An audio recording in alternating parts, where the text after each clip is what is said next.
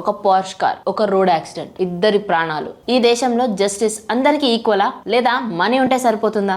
ఎందుకంటే న్యాయం సైలెంట్ గా ఉంటే నెక్స్ట్ విక్టిమ్ మనం కూడా అవ్వచ్చు. పూణేలో జరిగిన భయంకరమైన యాక్సిడెంట్ గురించి మనందరం చూసాం. అక్కడ ఐ విట్నెసెస్ కూడా ఉన్నారు, వీడియోస్ ఉన్నాయి, ఎవిడెన్సెస్ కూడా ఉన్నాయి. కానీ ఎందుకు గవర్నమెంట్ దీన్ని కొట్టివేస్తుంది? న్యాయం, చట్టం, న్యాయస్థానం ఇవి అందరికీ సమానంగా ఉంటాయి అనుకుంటున్నారా? అంటే మనీ ఉంటే బెయిల్ ఈజీ, పవర్ ఉంటే కేస్ లో, ఇన్ఫ్లుయెన్స్ ఉంటే మొత్తానికే సైలెన్స్. ఇది కేవలం లీగల్ ఫెయిల్యూర్ కాదు, ఇది moral collapse. Paper works correct గా ఉండొచ్చు, ప్రొసీజర్స్ కరెక్ట్ గా ఫాలో అయి ఉండొచ్చు, కానీ కన్సైన్స్ ఎక్కడ? పిల్లల్ని కోల్పోయిన తల్లిదండ్రులకి లా గుడ్డిది అని చెప్పడం కరెక్టేనా? అది సరిపోతుందా? కోర్టులో నార్మల్ గా జడ్జిలు హ్యామర్ తో సౌండ్ చేస్తే అక్కడ న్యాయం వస్తుందని మనం అందరం అనుకుంటాం. కానీ ఈ రోజుల్లో జనాలు పూర్తిగా దానిపైన నమ్మకం కోల్పోతున్నారు. ఈ స్టోరీని మర్చిపోకండి, ఈ వీడియోని షేర్ చేయండి. ఎప్పుడైనా ఇలాంటి సిచ్యువేషన్స్ ఎదురైతే క్వశ్చన్ కూడా చేయండి.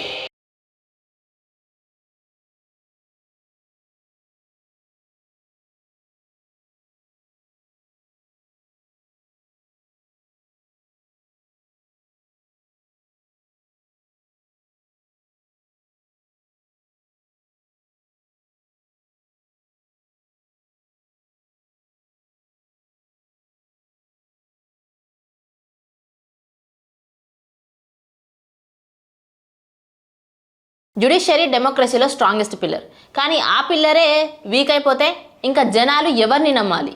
ఈ కేస్ ఒక స్టోరీ కాదు, ఇదొక ఎగ్జాంపుల్. మనీ ఉంటే చాలు సిస్టమ్ వాళ్ళ కోసం పనిచేస్తుంది అన్నదానికి ఇదొక ప్రూఫ్.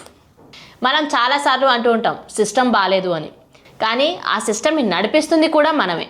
సైలెంట్గా చూస్తున్నాం, నెక్స్ట్ న్యూస్ ఏమొస్తుందా అని స్క్రోల్ చేస్తూ ఉన్నాం, ఆ తర్వాత దాని గురించి టోటల్గా మర్చిపోతాం. కానీ అదే ప్లేస్లో మన ఫ్యామిలీ ఉంటే? ఈ దేశంలో న్యాయం అమ్మకానికి ఉంది. ఉన్నోళ్ళకి ఎక్స్క్యూజెస్, పేదోళ్ళకి మాత్రమే రూల్స్.